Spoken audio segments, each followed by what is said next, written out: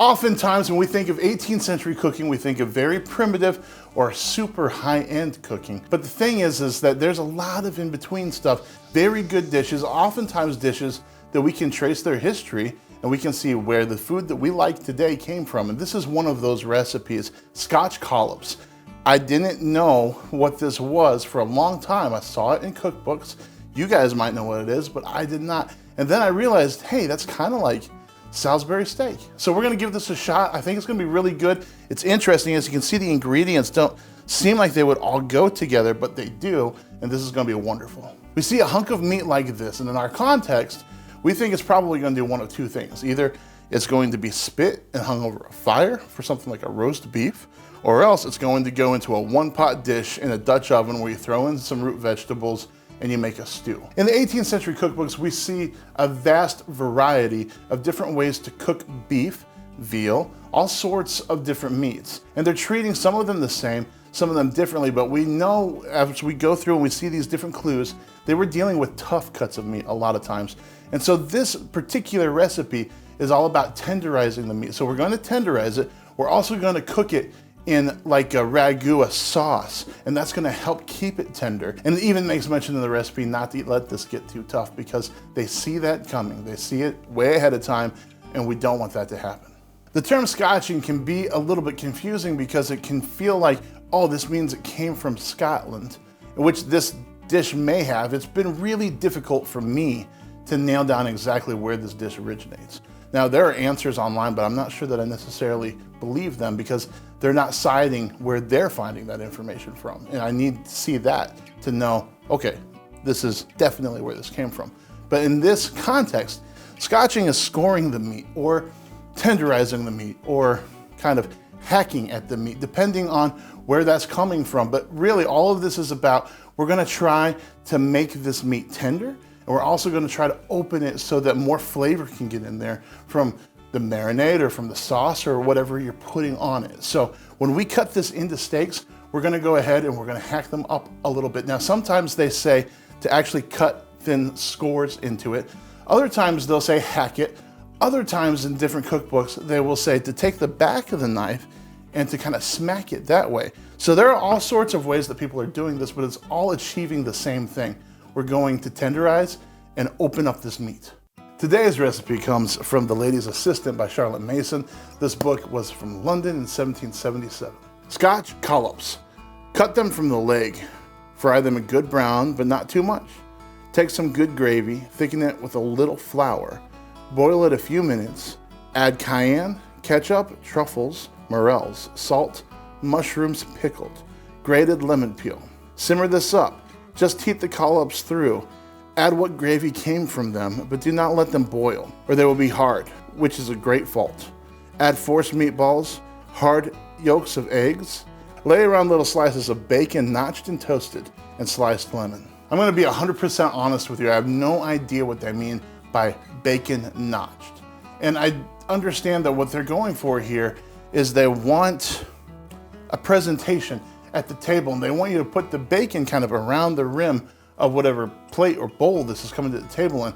But you want that bacon flavor in this broth. You want it inside. Now the forced meatballs, I'm gonna rearrange that. Now in the comment section, you guys go for it if you wanna tear me up for it, but you want the bacon flavor, you want it in the broth, and the forced meatballs are going to look better on the rim of this plate. First thing we're gonna do here is get our steaks prepped, and then we're gonna fry them. We just wanna get some color on them. We don't wanna cook them completely because they're gonna go back into our gravy later, and they're not gonna boil, they're just gonna kind of heat up. So, we got them fried. You can use a little butter, a little lard, whatever you have at hand. Then we're gonna take those out of the pan. I'm gonna go ahead and use this time to go ahead and fry up my bacon, which is gonna be reintroduced to the gravy later as well. The first few steps here, we're just kind of cooking the individual pieces, and then we're gonna take them out and save them for later. So get your bacon nice and crisp, take it out. And then go ahead and make your forced meatballs. Really all we're going to do is cut off some sections of our beef. You can use the same beef that you used for the steaks here. And then we're going to just continue to cut that until we get it all minced up. We want it to feel a lot like hamburger. Then we're gonna mix some lard in there.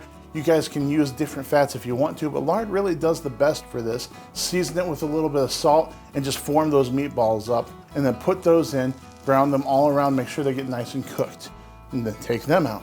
At this point, we're gonna start to build our sauce. So we're gonna take our good gravy, which is basically at this point just drippings, and then we're going to deglaze the pan with that. Once that starts to heat up, we're gonna introduce all of our spices. We're gonna thicken it with flour, and we're gonna put our mushrooms in there, a little bit of lemon zest, and let that cook a little while. And after we get the sauce built, let's put our bacon in there to cook with everything as well. We really want the flavor of that bacon. Okay, at this point, we're gonna add our steaks, so we're just gonna let them cook just a little bit. If we do this right, they're gonna be quite tender, and they're gonna be pretty delicious. I'm really looking forward to eating this later. Now, if you're cooking this at home, you can use a separate burner. Here in this case, I'm just gonna wait until all this is done, but we gotta hard boil some eggs. And we're just gonna use those yolks, and you've got a couple of different options here. I kinda want it to be a pop when it comes to the table. So I'm gonna leave those hard-boiled yolks on the top of my dish. And then people can choose whether or not to incorporate that with the sauce, however they want to use this. But you could go ahead and just include that in your gravy if you wanted to, but it calls for hard-boiled eggs. And then at this point, we're gonna garnish our plate. So we're gonna cut a few lemons. You can do this however you want to, whatever you think looks nice. We're gonna put those around the perimeter. We're gonna put our meatballs around the perimeter, and then go ahead and plate your sauce, mushrooms, the whole ragu with the steaks in the center of your plate. And then I'm just gonna put my egg yolks on top. So look at this, it looks really fantastic. I'm not sure what I'm gonna taste here because there are some really interesting components to this dish. Number one, you don't normally make a beef broth with cayenne pepper. So there's gonna be some spice in there, and then there's plenty of acidity. I didn't have any pickled mushrooms, but I did put lemon zest, and I've got a lemon to squeeze over top if I want to. So we got spice, we've got acid, we've got this super umami flavor coming in from the mushrooms, this very earthy flavor, the richness from the beef. This is gonna be really, I think it's gonna be really great. Now, what is interesting about this dish is that this can go for kind of all over the class spectrum because you can take lots of different cuts of meat to make this. So if you have a really lowly cut, it's gonna be tough, but that's why we're kind of attacking it and tenderizing it, and then we're cooking in this gravy so that it can tender up. It can go all the way through the spectrum of classes, which is really neat for this recipe. So I've got, I think, a little bit of everything on this bite. That smells interesting because you've got the steak and you've got the mushrooms, which is real earthy. Then you've got the salty bacon that's right there. I think the egg yolk's gonna add, in this kind of context, I think it's gonna add a little bit of body and creaminess to it. And then you've got the smell from the acid, so the lemons are really popping as well.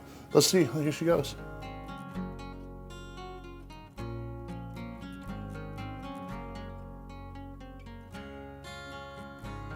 Man, the egg yolk is awesome. It's important not to fry these too hard because this is a pretty soft hard-boiled egg. And so it just kind of breaks apart and it coats your mouth. So you've got this very creamy thing going on with the salt and then all the flavors from the broth that came together. A little bit of spice. It's nice. I think that it's actually gonna be better with a squirt of lemon on it to get a little bit more acidity. Yeah, that acidity just brings it up. It's kind of something that's unexpected when you see a dish like this. The citrus flavor is just really nice, even compared to something like a white wine. It's really good. Make this dish at home. It is so good.